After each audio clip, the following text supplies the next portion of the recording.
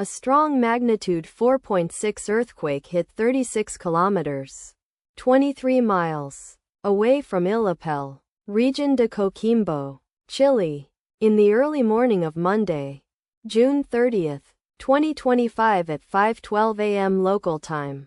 America, Santiago GMT-3. The quake had a shallow depth of 58 kilometers, 36 miles, and was reported felt by some people near the epicenter. First to report, EMSC after 4 minutes. The earthquake occurred 8 weeks after a magnitude 4.9 earthquake had hit on Sunday, May 4, 2025, at 11:17 p.m. local time.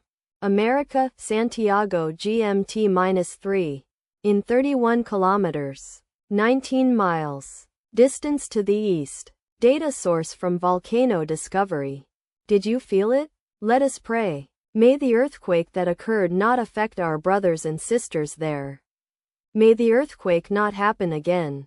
And may God protect everyone. Amen.